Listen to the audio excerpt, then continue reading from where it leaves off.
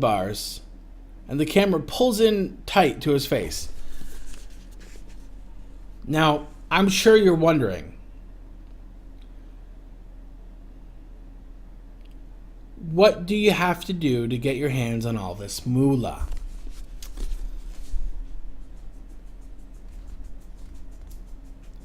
Well, hold your horses, kids. I'm getting to that. He pauses dramatically and... Oh, sorry, guys. I have got something in my eye, and I can't actually see the page.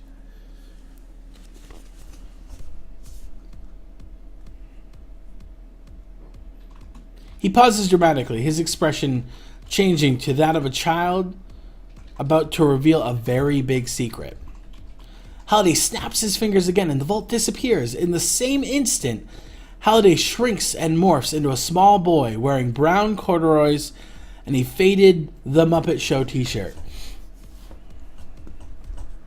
The young Halliday stands in a cluttered living room with burnt orange carpeting, wood-paneled walls, a kitschy late 70s decor. A 21-inch Zenith television sits nearby with an Atari 2600 game console hooked up to it. This was the first video game system I ever owned, Halliday says. Now, in a child's voice, an Atari 2600, I got it for Christmas in 1979. He plops down in front of the Atari, picks up a joystick, and begins to play. My favorite game was this one, he says, nodding at the TV screen.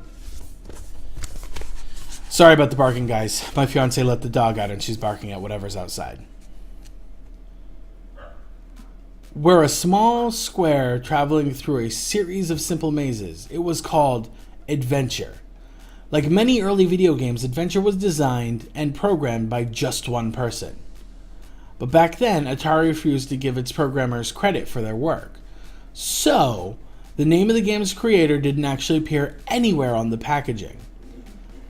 On the TV screen, we see Halliday use a sword to slay a red dragon.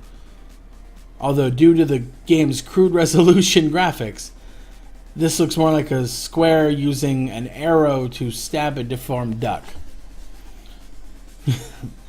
So the guy who created Adventure, a man named Warren Robinett, decided to hide his name inside the game itself. He hid a key in one of the game's labyrinths. If you found this key, a small pixelated sized gray dot, you could use it to enter a secret room, where Robinett had hidden his last name. On the TV, Halliday guides his square protagonist into the game's secret room, where the words "created by Warren Robinett" appear in the center of the screen. This, Halliday says, pointing to the screen with genuine reverence, was the very first video game Easter egg. Robinett hid it in the game's code without telling a soul. And Atari manufactured and shipped Adventure all over the world without knowing about the secret room. They didn't find out about the Easter egg's existence until a few months later, when kids all over the world began to discover it. I was one of those kids, and finding Robinett's Easter egg for the first time was one of the coolest video game experiences in my life. The young Halliday drops his joystick and stands. As he does, the living room fades away and the scene shifts again. Halliday now stands in a dim-lit cavern where light from unseen torches flickers off the damp walls. In the same instant, Halliday's appearance also changes once again, as a slightly more handsome version of the adult Halliday's face, minus the eyeglasses. Anorak is dressed in his trademark black robes, with his avatar's emblem, a large calligraphic letter A embroidered to each sleeve. Before I died, Anorak says, speaking in a much deeper voice, I created my own Easter egg and hid it somewhere inside my most popular video game, The Oasis. The first person to find my Easter egg will inherit my entire fortune. Another dramatic pause. The egg is well hidden. I didn't just leave it lying under a rock somewhere, or did I? I suppose you could say that it is locked inside a safe that is buried in a secret room that lies hidden at the center of a maze located somewhere.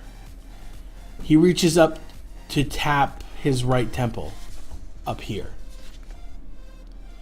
But don't worry, I've left a few clues lying around. To get everyone started, and here's the first one. Anorak makes a grand gesture with his right hand, and 3 keys appear, spinning slowly in the air in front of him. They appear to be made of copper, jade, and clear crystal. As the keys continue to spin, Anorak recites a piece of verse, and he speaks each line. And as he speaks each line, it appears briefly in flaming subs across the bottom of the screen.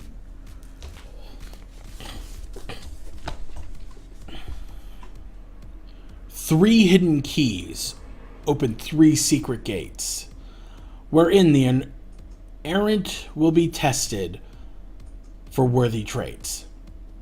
And those with the skill to survive these straits will reach the end where the prize awaits.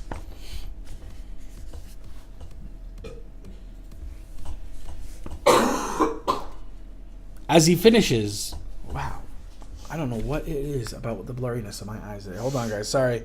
I take a quick break. Make my eyes not blurry.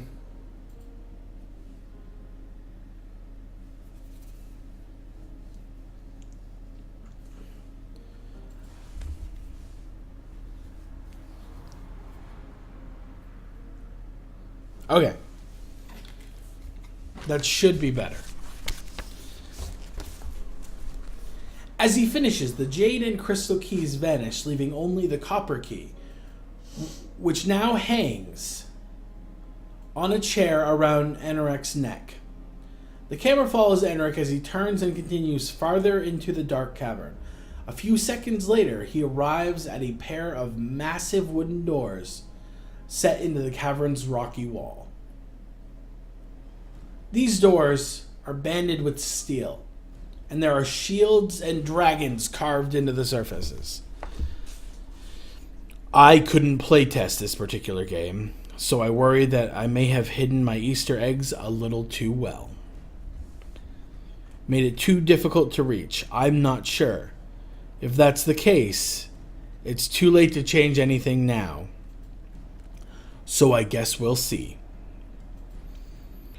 Anorak throws open the double doors, revealing an immense treasure room filled with piles of glittering gold coins and jeweled encrusted goblets. Then he steps into the open doorway and turns to face the viewer, stretching out his arms to hold open the giant double doors. So, without further ado, Anorak announces, "Let the hunt for Halliday's Easter egg begin." Then he vanishes in a flash of light, leaving the viewer to gaze through the open doorway at the glittering mounds of treasure that lay beyond. Then the scene fades to black.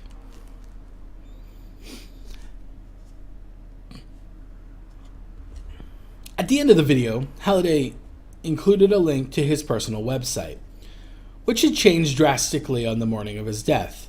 For over a decade, the only thing posted there had been a short looping animation that showed his avatar, Anorak, sitting in a medieval library, hunched over a scrawled work table, mixing potions and poring over dusty spellbooks, with a large painting of a black dragon visible on the wall behind him. But now, that animation was gone. And in its place, there was a high score list, like those that used to appear on old coin-operated video games. The list had 10 numbered slots, and each displayed initials JDH, James Donovan Halliday, followed by the score of 6 zeros. This high score list quickly became known as the scoreboard. Just below the scoreboard was an icon that looked like a small leather book. It looked like a small leather book. Damn, I looked up and lost my thing. Oh, looked like a small leather book, which linked to a free downloadable copy of Anorak's Almanac, a collection of hundreds of Halliday's undated journal entries. The almanac was over 1,000 pages long, but it contained few details about Halliday's personal life or his day-to-day activities. Most of the entries were the stream of consciousness observations on various classic video games, science fiction, and fantasy novels, movies, comic books, and 80s pop culture reference, mixed with humorous diatribes denouncing everything from organized religion to diet soda.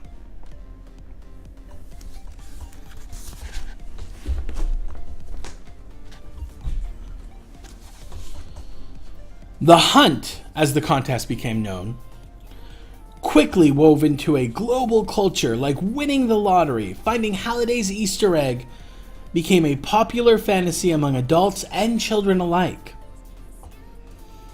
It was a game anyone could play, and at first there seemed to be no right or wrong way to play it. The only thing Anorak's Almanac seemed to indicate was that a familiarity with Halliday's various obsessions would be essential to finding the egg. This led to a global fascination with 1980s pulp culture. 50 years after the decade had ended, the movies, music, games, and fashions of the 1980s were all the rage once again. By 2041, spiked hair and acid-wash jeans were back in style, and covers of hit 80s pop songs by contemporary bands dominated the music charts. Oh my god, For Everyone I Fear. That wasn't in the book, guys. That was me. People who had actually been teenagers in the 1980s, all now approaching old age, had the strange experience of seeing the fads and fashions of their youths embraced and studied by their grandchildren. A new subculture was born, composed of millions of people who have now devoted every free moment of their lives to searching for Halliday's egg. At first, these individuals were known simply as egg hunters, but this quickly truncated to the nickname Gunters. During the first year of the hunt, being a Gunter was highly fashionable, and nearly every Oasis user claimed to be one. When the first anniversary of Halliday's death arrived, the fervor surrounding the contest began to die down. An entire year had passed and no one had found anything, not a single key or gate. Part of the problem was the sheer size of the Oasis. It contained thousands of simulated worlds where the keys might be hidden, and it could take a Gunter years to conduct a thorough search of any of them. Despite all of the professional Gunters out there who boasted to their blogs that they were getting close to a breakthrough every day, and the truth gradually became apparent, no one really ever knew exactly what it was they were looking for, or where to start looking for it. Another year passed, and another. Still nothing. The general public lost all interest in the contest. People began to assume it was all just an outlandish hoax perpetuated by a rich nut job. Others believed that even if there was an egg and it really did exist, no one was ever going to find it. Meanwhile, the Oasis continued to evolve and grow in popularity, protected from takeover attempts and legal challenges by the